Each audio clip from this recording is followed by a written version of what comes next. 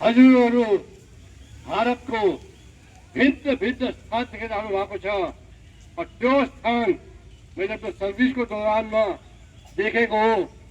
चाहे वो अरुणाचल प्रदेश हो, चाहे वो त्रिपुरा हो, चाहे मेघालय हो, चाहे मणिपुर हो, चाहे नागालैंड हो, चाहे मिजोरम हो, चाहे सिक्किम हो, चाहे दार्जिलिंग हो, चाहे बिहार हो, यूपी हो, झारखंड हो, हिमाचल प्रदेश हो, जम्मू कश्मीर हो, लद्दाख हो, केरला हो, साउथ इंडिया हो, तो पूरा ठाउँ में हेरेको हो। तपाईहरु आज मेरो सम्मुख बस्नु भएको छ। यो बहुत ठुलो उपलब्धि हो कि भारत को जंतर मंतर को प्रांगण में, अगर जब हिंदी में बात करूं कोई किसी को परेशान तो नहीं होगा।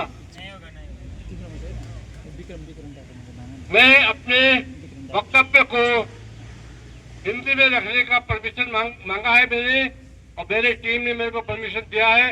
अपने बात को मैं अपने भाषा में रखना चाहूंगा, मातृभाषा में रखना चाहूंगा या राष्ट्रीय भाषा में रखना चाहूंगा। मातृभाषा को अभी मैंने थोड़ा देर के लिए रोक के रखा है। इस स्थान पर ये जंतर मंतर, ये सब यंत्र और मंत्र से बना हुआ है। यंत्र, जंत्र और मंत्र, तीन शब्दों से मिलकर बना हुआ है। यहाँ पर हमको यंत्र भी करना है, मंत्र भी करना है और जंत्र भी करना है। तो आज यहाँ पर हम लोग मंत्र करने के लिए आए हैं और जंत्र करने के लिए आए हैं। हमारा मांग गोरखालैंड है, इसके लिए आए हम लोग आपके पास। और ये जो जनसमूह आया है, ये पूरे भारत से आए हैं। आपको आश्चर्य होगा समझ करके, ये लोग अरुणाचल प्रदेश से आए हैं, ये लोग त्रिपुरा से आए हैं, ये लोग मेघालय से आए हैं, ये लोग नागालैंड से आए हैं, ये लोग मिजोरम से आए हैं, ये लोग असम से आए हैं, ये लोग मणिपुर से आए हैं और ये लोग सिक्किम से आए हैं, दार्जिलिंग से आए हैं, झारखंड से आए हैं, बिहार से आए हैं, मैं देहरादून से आया हूँ, हिमाचल प्रदेश से जुड़े हुए हैं, जम्मू कश्मीर से जुड़े हुए हैं। ये इतना ज्यादा हम लोगों का जो फूल का गुलदस्ता है, हर जगह से आकर के आज जंतर मंतर में एकत्र हुए हैं और मेरे को सौभाग्य दिया है कि मेरे को इन लोगों ने मुख्य अतिथि बनाया है। इसके लिए ये सब धन्यवाद के पात्र हैं और मैं अपने आप को बहुत गौरवान्वित समझता हूँ।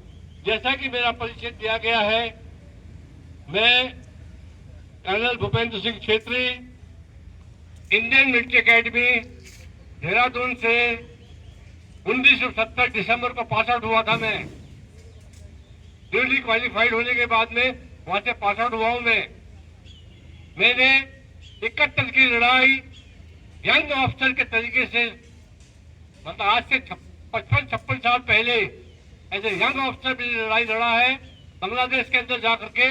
मैं कृष्णानगर जो कि वेस्ट बंगाल में है, साउथ में है, वहां से मैंने एंटर किया था और वहां से मैं कुश्तिया डिस्ट्रिक्ट होते हुए 75 किलोमीटर अंदर चला गया था। मैं 75 kilometre I entered inside Bangladesh और जब मैं 75 किलोमीटर पहुंच गया तो मेरे को आदेश आया आर्मी हेडक्वार्टर से या मेरे सीनियर से कि जिस काम के लिए मैं वहां नियुक्त हुआ था वो काम खत्म हो चुका है। अब मेरी रिक्वायरमेंट राजस्थान सेक्टर में है, बाड़मेर में। अंदाजा लगा लो, मैं कुश्तिया डिस्ट्रिक्ट से अपने इक्विपमेंट को लेकर के, अपने जवानों को लेकर के बाई ट्रेन, स्पेशल ट्रेन से बाड़मेर, बाड़मेर के बाद में मुनावा लास्ट रेलवे स्टेशन है, उसके बाद में खोखरापारा पाकिस्तान के अंदर घुसा और घुस कर मैं 75 किलोमीटर अंदर पाकिस्तान के अंदर चला गया, पर्वत अली तक। ये मैंने अपने जब मैं यंग ऑफिसर था तब मेरी शादी भी नहीं हुई थी, मैं तो बच्चे ही था कुछ भी हो सकता था मेरे को, लेकिन यदि देश के लिए कुर्बान भी होना है तो मुझे कोई आपत्ति नहीं।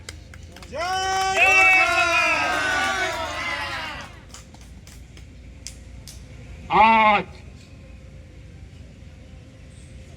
26 जुलाई 2026 को हम लोग जंतर मंतर में अपने बलिदानियों को, जो कारगिल युद्ध में बलिदान हुए थे, उनको श्रद्धांजलि दे रहे हैं।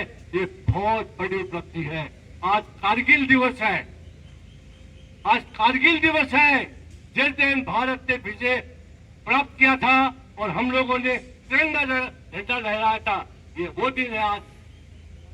और किस्मत की बात देखो मेरी, मैं 71 की लड़ाई में खुल्लम लड़ाई में गया हूं। मैं बिल्कुल फेस टू फेस एनबी के साथ मैंने काम किया है, लेकिन कारगिल की लड़ाई में मैं बूढ़ा हो चुका था। आदमी ने बोला लड़ाई के लिए जवान लड़के चाहिए, तो मेरे को एडमिनिस्ट्रेटिव जॉब दिया गया था लॉजिस्टिक सप्लाई करने के लिए। और मैंने जितने भी कारगिल युद्ध के लिए हमारे जवान जा रहे थे, सैनिक जा रहे थे, उनके सजो सामान देने के लिए मेरे को नियुक्त किया गया था। और उस कार्रवाई को मैंने निभाया। तो मेरे हिस्से में, मेरी किस्मत देखो, मेरे हिस्से में 2 विजय आया है। Victoria, I got 2 victory, one in Bangladesh and second in Kargil युद्ध। मैं अपने को बहुत भाग्यशाली समझता हूँ कि मैं आज आप लोगों के साथ में, आज 82 साल की उम्र में मैं आप लोगों के सामने बात कर रहा हूँ। I am 82 years old man, लेकिन दिल से, दिमाग से, विवेक से आज मैं 28 साल का हूँ।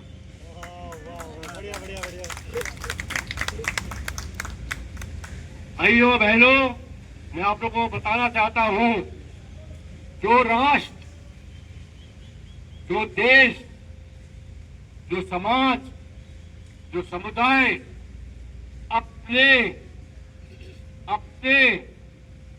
बलिदानियों को याद करता है, वो राष्ट्र, वो देश, वो समाज, वो समुदाय दिन दूनी और रात चौगुनी उन्नति करता है, प्रगति करता है, उत्थान करता है और आसमान को छूता है। मैं आज सभी गोरखा भाइयों को बोलता हूं, आप लोगों ने जिन बलिदानियों को याद किया है, वो बलिदानी आप लोगों के साथ कितना खुश हुए इसका मैं अंदाज नहीं लगा सकता हूं। लेकिन आप लोगों ने उन बलिदानियों के प्रति जो ऋण था आपका, आज उस ऋण को अदा करने में आप लोगों ने बहुत बड़ा योगदान दिया। आपके ऊपर, मेरे ऊपर, सबके ऊपर, जिन लोगों ने देश के लिए, देश की अस्मिता के लिए, देश की इंटेग्रिटी के लिए, देश की रक्षा के लिए अगर जो उन्होंने जान दिया है, खून बहाया है, उन्होंने अपना आज खराब किया है हमारे कल को सुदृढ़ बनाने के लिए, तो हम उनके ऋणी हैं। और उनका ऋण हम तभी चुका पाएंगे जब हम इस प्रकार से संयुक्त होकर के उनको श्रद्धांजलि देंगे। तो आज हम लोगों ने बहुत अच्छा काम किया। अब रहा सवाल मेरे बारे में, मैंने बता दिया आपको। आज मेरा उम्र 82 साल हो गया है, लेकिन दिमाग से, सोच से, विवेक से आज भी मैं 28 साल का हूँ। जरूरत पड़ने पर देश के लिए कुर्बान होने के लिए हम भी तैयार हूँ। आप लोग तैयार हैं? अच्छा, अब मैं थोड़ा सा बात इस संवेदनशील वार्तालाप से थोड़ा हट करके गोरखालैंड के बारे में बात करना चाहता हूं। गोरखालैंड गोरखाओं का संवैधानिक डिमांड है। डिमांड नहीं कहूंगा, आग्रह है। कॉन्स्टिट्यूशन में हमको स्थान दिया गया है कि कोई भी अपने लिए अलग स्टेट या यूनियन टेरिटरी बनाने के लिए मांग कर सकता है। ये मांग आपका जायज है, किसी किस्म का कोई गलती नहीं है। यदि अगर जायज होता तो कल इसी जगह पर पांव रखने का जगह नहीं था। और आज उन लोगों को पता लगा कि यह गोरखे आ रहे हैं, वो साफ हो गए यहाँ से, साफ। गोरखा आया, कॉकरोच साफ। ये बहुत बड़ी उपलब्धि हमारी, ये इतिहास के पन्नों में लिखा जाएगा।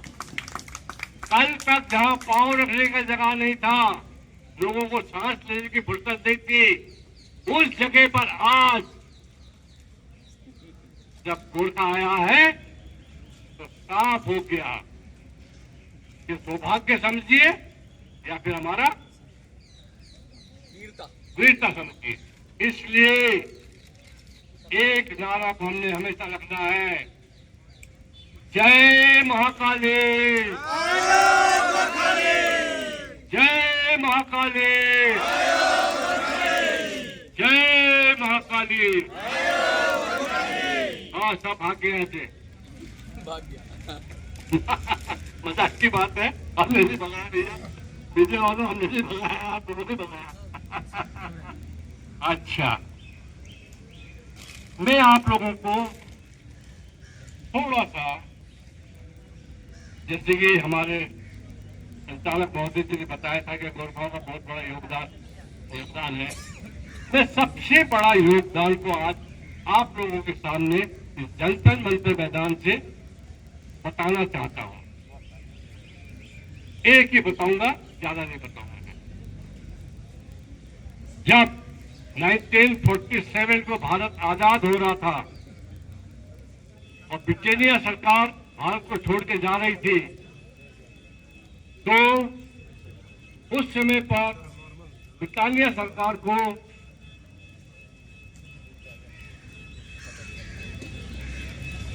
वैसे जोक तो जैसा पानी का तो डोर होता तो मजा आता।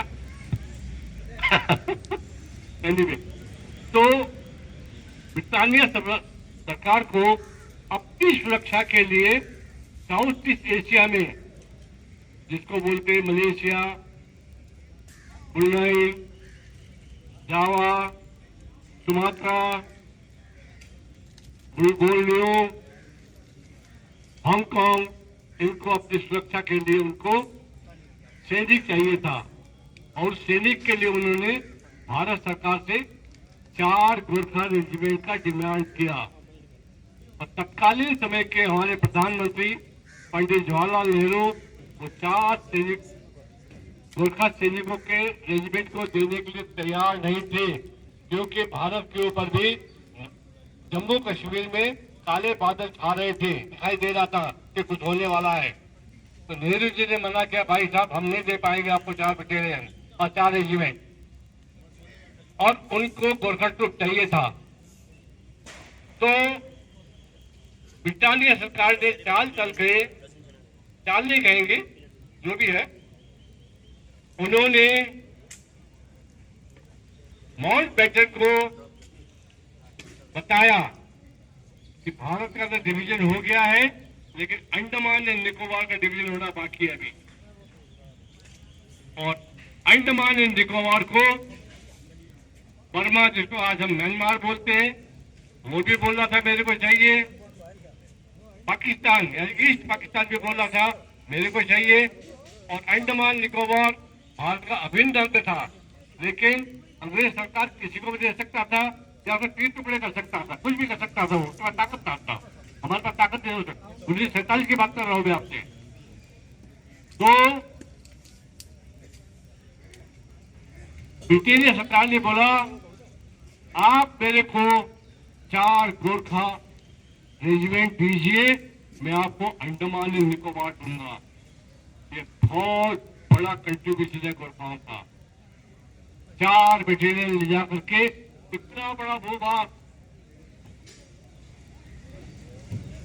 सामरिक रूप से इतना इंपॉर्टेंट, समुद्री सीमा के लिए हमारे लिए अचूक स्थान आज जो हमारे हिस्से आया है, तो वो हम गोरखाओं के वजह से ही आया है। चलो बार्गेनिंग हुआ है, लेकिन गोरखाओं की वजह से आया है। और आपको जानकर आश्चर्य होगा, कितने गोरखा ट्रूप को लेके गए थे पता है आपको?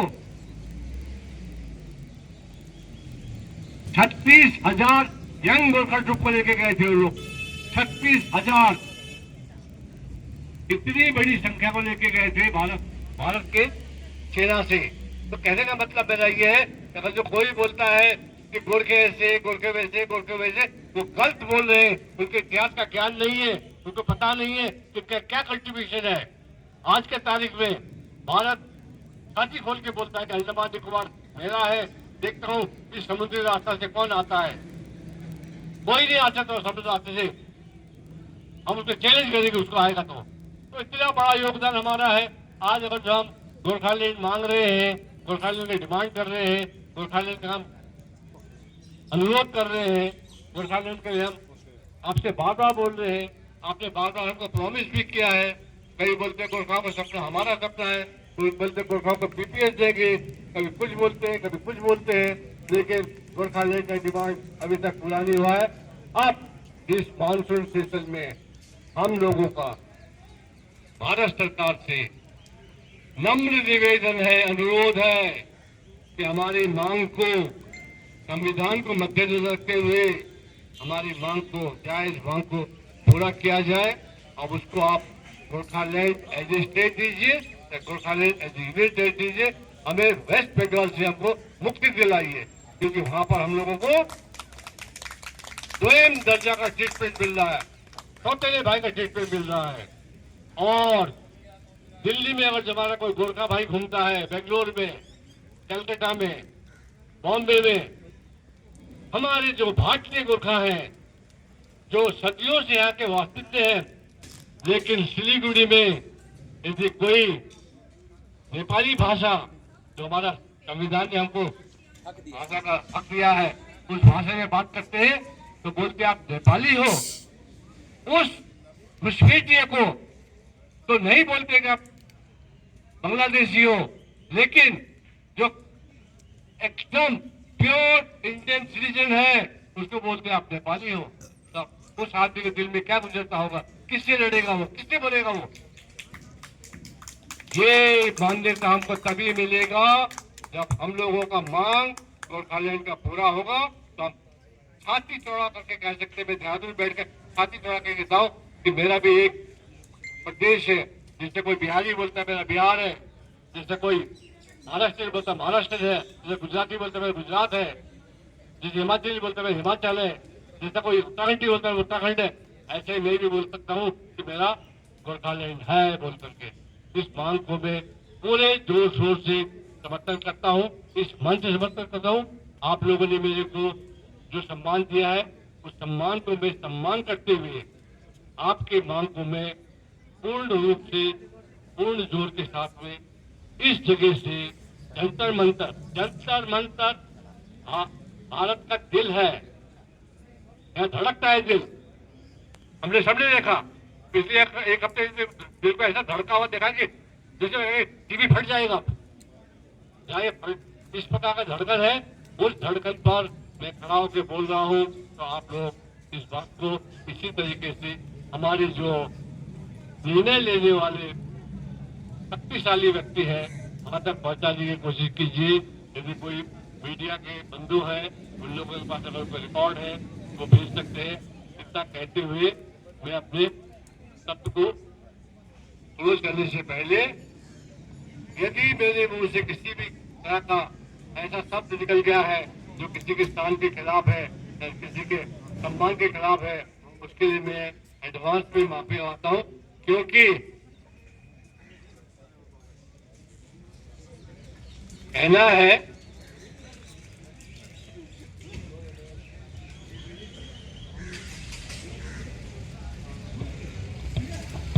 कहते हैं कि दया धर्म का मूल है, पाप मूल अभिमान, तुलसी दया कीजिए जब तक अटके प्राण। ये बात उस पार्लियामेंट के अंदर जाके सुनाइए। दया धर्म का मूल है, पाप मूल अभिमान, तुलसी दया न छोड़िए जब तक घटवे प्राण।